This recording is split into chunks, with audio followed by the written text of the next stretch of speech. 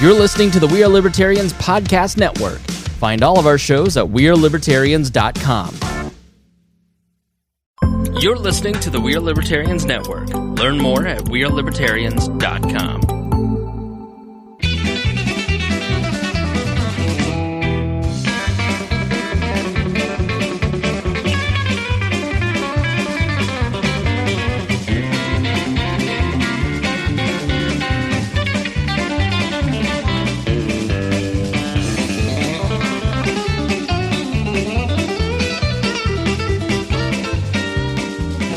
Welcome to the Boss Hog of Liberty podcast. This is a bonus episode of East Central Indiana's favorite podcast. I'm one of your hosts, Dakota Davis, and I'm going to be breaking down what's going on this week because it's a little bit different. There's no main show this week, but we do have some audio to give you to help please your eardrums a little bit. We have a group of 3 people that we knew were going to be speaking at last week's Henry County Council meeting. And this was in regards to some insensitive posts that were made by Henry County Councilman Kennon Gray on his Facebook page. There was an inclusivity resolution that was passed by the county council at this meeting. So you'll be hearing some of the folks we knew that are friends of the show, are part of the show, and we knew they were going to speak, so we asked them to take a recording of themselves speaking because most of the time, if someone is live streaming from the old Henry County courthouse where the meetings are held, then the audio is not very good because the acoustics in there are not very good. So we asked them to take their phone up with them, do a recording. We sent it through the audio scrubber that we have, and that is how we push the audio out to you. So hopefully you can get a good idea of things that were said in the meeting. Before we get started, though, we have to thank the folks at patreon.com/bosshogofliberty. That is where you can go to support the show every month. And if you donate at $50 or more a month, then we promise to give you a shout out at the front of every episode. Those folks are Christy Avery, Craig DaCosta, Jonathan Phillips, and then the newest addition to the $50 a month club is Mr. Anthony Meyer. We appreciate the heck out of you, Anthony, for joining the club. That means a great deal to us. And of course, we also have Mr. Chris Lamb, who just recently upped his donation from the $50 a month club. We appreciate the heck out of you too, Chris. That's awesome. We are just incredibly grateful for everything that the people at Patreon do for us, keeping the bills paid in the studio so that we have a place to record. We're constantly able to improve our equipment and just making sure that we can continue doing this podcast because it's something that we enjoy, and we're glad that it's something you enjoy as well. So first you will be hearing producer Chris Guffey speaking, and he was speaking on behalf of the Libertarian Party of Henry County, and he did a great job. I think this is probably the worst recording that we got all night, even though he's a producer for a podcast, but that's just part of it, I guess. And so stick through this one, and then the audio gets a whole lot better. Second will be co-host Zachary Burcham. Zach went up, and he did a great job speaking about the social media posts and what he saw on them. And then the last person that you're going to hear speak is City Councilman Aaron Dickin. And Aaron was a big part of the inclusivity resolution that was passed by the county council that night, and then also passed by the Newcastle City Council August the 10th. So, August the 3rd. I was looking at my calendar wrong. August the 10th hasn't happened yet. So thank you all for tuning in. I hope this gives you a good idea of everything that went on. Just to remind everybody, patreon.com/bosshogofliberty is where you can go to support the show. Thanks. Including women, LGBTQ, minorities, and our immigrant communities. I am here this evening because a member of the County Council, a representative of this diverse community, has used multiple social media platforms to openly share a message of racial, ethnic, and economic diversity, which does not represent the values of this community and our party membership. I am here to voice our objection to his behavior and to ask the Council act to ensure Councilman Gray understands the negative impact of his behavior on the reputation of this body and image of Henry County. Henry County is a diverse and welcoming community and should be represented as such by every member of this council. few points regarding the situation. A couple of posts have been mentioned, two in specific. I follow Kid and Gray's county council page as a citizen to be informed about what's going on in the county. I don't know what was going on his personal page. I wasn't his friend. The posts I saw on the page identified as him for county council were problematic and have been problematic for years, for the entire time that he's been interested in that political position. I asked him multiple times, and I tried to be respectful. If anybody knows me on Facebook, I'm always up for a debate. I will discuss things with people. I try to do it respectfully. I try to do it, I don't like to call people names. I don't try and categorize people. We want to talk about a topic, we'll talk about a topic. I asked him repeatedly, can you please keep the national, divisive, questionable posts to your personal page? And a couple times I would get a comment, or he would announce that he was shutting the page down. When this all hit on the 10th, he made a post about admiring the haters from afar. I'm assuming I was one of the haters. I just questioned, there were times I would see the post and I would question even his profession, how he would have done it as an educator, posting those things and knowing he probably would never have posted those things as an educator. I don't see how he would have kept his job or would not have been at least asked quietly. And I wonder if anybody within the council have been following his pages to see what he's posting and bring it up to them. He might even want to ask some other council people if that was brought to them as a sign of they aren't comfortable speaking to him because of the things that he was posting.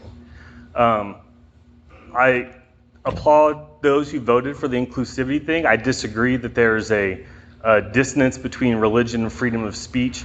His page was representative of the government, and if he's posting things there that could be targeting certain groups, then he is violating other, and when he's speaking as the government, his freedom of speech is not protected at that point. There's ramifications for that. Freedom of speech protects you from the government.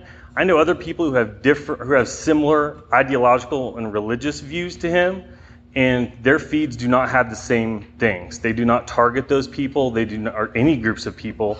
They keep things positive. They keep things local. That's what I asked for when I was one of the people that was getting screen grabs of things. And when I looked, you had to scroll a bit to know what was going on with the county council. And I couldn't tell you how far I would have to go back to find anything about council-specific business. I hope that he can get back on social media at some point and be a positive person on social media and a kind of person that people want to look at his feed and say, this is a place I want to be. These are people I want to associate with.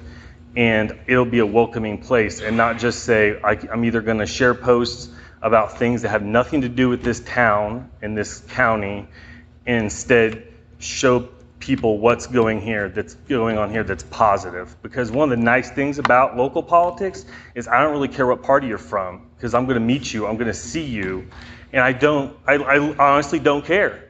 Most of the people in the county, I know there are people up here that were talking about political affiliations on the council. For the most part, our county council is, I believe, all Republican. There are no Democrats. So you saw some people voting for the inclusivity thing. They're voting across the party lines because party lines are moot point here. But I can go talk to somebody and ask them about things. I can go message Clay. I can message Aaron Dick and ask them questions. I don't care about their party affiliation. And so when I follow somebody locally, I don't care what they think of Nancy Pelosi or Donald Trump or anybody else. None of that is relevant. If you want to share those opinions, share them to your personal page. I'm not going to follow your personal page. But if you have a page that identifies you as a member or an aspiring member of the Henry County Council, that's where those things should not belong. Because those are, whether anybody likes it or not, representing the entire county. I know people who have lost job opportunities because of what they post on social media. So that's some place that people look. And that's something that the whole council and anybody involved in government should be well aware of. That when you post something in that manner, it can be looked at and viewed. And like I said, in this case, it wasn't 1, 2, 3 posts. It was a year and a half, 2.5 years of posts going back. And I scrolled back and I think I found like 5 or 6 in July. And there was 10 days of July. So I would just urge people to follow that. And just like I said, if Ken gets back on social media, and I would have no problem with him getting back on there, I would love to discuss county issues with him. I don't want to see a county page that's just national stuff. So that's all I have to say. Like I said, I disagree on the distance. I think you can be welcoming and still have your religious and political views and be able to discuss something with somebody who disagrees with you. Thank you. Thank you, Ms. Mills, for your time, and council. I'm standing before you today to speak in favor of this resolution on inclusiveness, and I'm speaking out today because my children at some point are going to Google my name, and I want them to see that their father stood for and spoke out for what is right in a community where some people's silence will be remembered.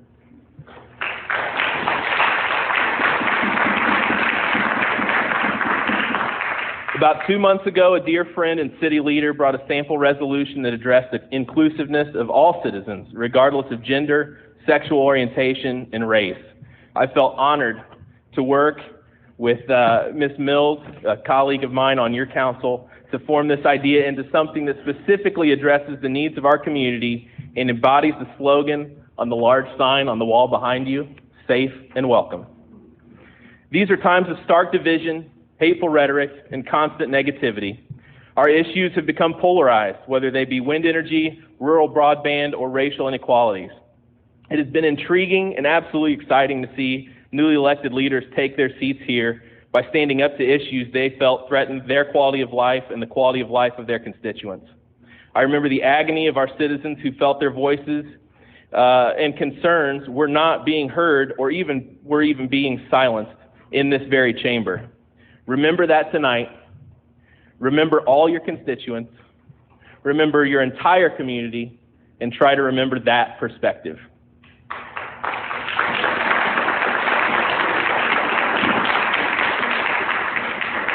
And it comes down to just that, perspective. I cannot relate to what some in our community have experienced because I come from a life of privilege, and I know it. But that is also why I understand the importance of not being silent. It is important to show the marginalized members of our community, and yes, there are marginalized members of our community, that this resolution does not contain empty words. This should be an actionable first step towards progress and unity, followed by many more actionable steps to show we mean what we say. Your vote for this resolution cannot just be a vote, but it must be a pledge that we will all move forward together and do better. So I appreciate working with Ms. Mills, and I appreciate you letting me speak tonight.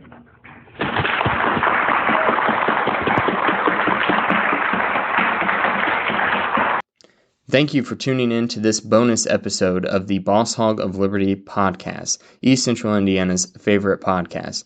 I want to say thank you really quick to everyone who went up and spoke at the meeting, and especially the 3 people that recorded themselves for us and let us use their audio in this bonus episode. A lot of people went up and spoke, a lot of people had good things to say, and a lot of people, this was their first time getting involved in speaking at a public meeting. That is a great thing. It is a great thing to be able to tell your elected representatives the issues that matter to you and the things that make you upset.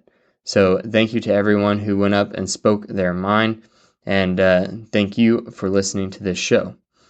One really quick note, I had a lot of messages coming in last week on Facebook Messenger and text messages asking if we were going to be live streaming the Henry County Council meeting in its entirety.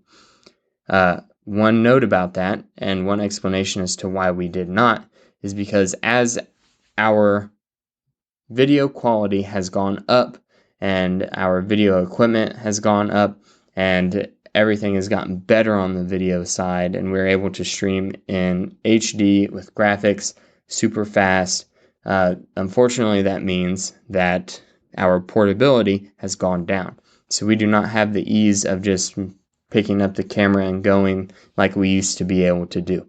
But hopefully that means that you're able to get more out of the regular episodes, and hopefully we can still continue to do this on meetings that matter the most to folks in the community. Thank you for listening to this episode, and we will be back next week in studio, and we will be talking all about the inclusivity resolution that was passed by the County Council and the City Council. Thank you. Thank you for listening to the Boss Hog of Liberty, which is part of the We Are Libertarians Network. I am Chris Spangle, and I am the founder of this network, and I invite you to listen to all of our shows, which you can find at WeAreLibertarians.com or by searching for these in your podcatcher. The flagship show is the We Are Libertarians podcast, where we apply libertarian principles to current events. The Brian Nichols Show is a conversation amongst Republicans, Democrats, Libertarians, Independents, as they talk about what is happening in the news.